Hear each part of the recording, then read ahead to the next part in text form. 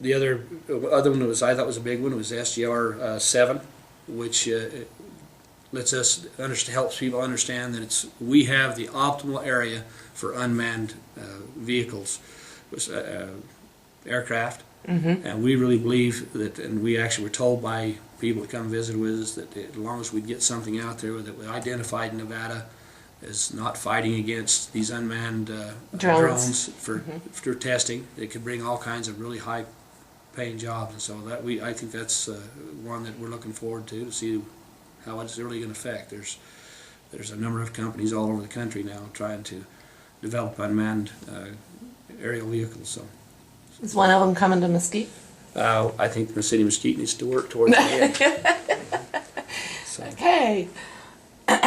Okay. Anything else on your list? Not that I can see. Okay. All right. Let's talk about the sea tax. That was one of the bills that I know Assemblywoman Kirkpatrick was working on a year ago. It's been, and there was a lot of preliminary work done on that. At first, it seemed like we were going to take $1 million hit. That's what we heard during our budget hearings, that Mesquite was going to lose $1 million through adjustments to the formula that are associated with sea tax. And then so I was kind of surprised when Warren Hardy said last night that Mesquite has a possibility to actually get more money under the new sea tax formula. So I'm here to ask you, are we or are we not? Did that work in Mesquite's favor? I know it worked in some other jurisdictions' personally favor. A little concerned. There was some language that was worked on, trying to get it put. I think Warren was trying to attach it into SB 50. It was kind of an agreement with everybody else when we took the hit on the $14 million that that everybody thought was unfair and unjust that we were going to get, and then we worked that out, and everybody understood that we needed to make sure we had that population adjustment.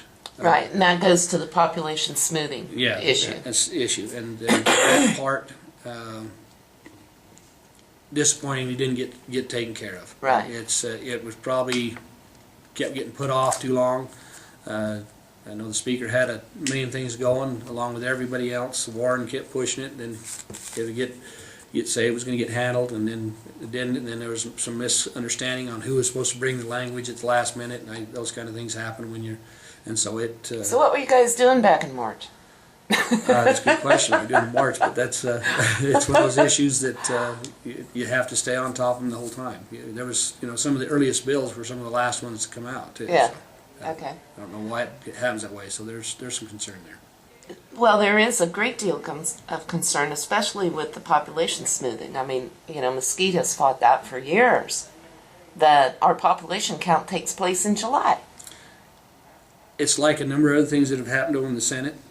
It just all of a sudden went over there and just got, how do you say it? I think certain people didn't understand, and they just started screaming and hollering, why are you bringing me this and this? And we've already done the sea tax, and closed the door on it. So it was So what do you see as the future for the issue about population smoothing? The next session will have to come at it again, and hopefully everybody still lives up to their part of the agreement in the county, and make sure that they agree with that budget, balance, a base budget line to where it's at. And if we can adjust all that really does right now is increase our base, so we started a new platform. Hopefully we can get that in this go around with the new base adjustment, and that'll solve that problem anyway. So.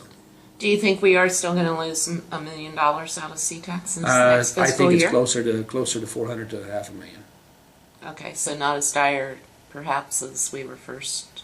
That's the numbers I've been told. So. Okay. If that comes from the folks, I forgot his name. Anyway. Okay. We're doing the numbers. So. ATV license. ATV license. I can't remember where he went with that. I think that wasn't top on my list, right?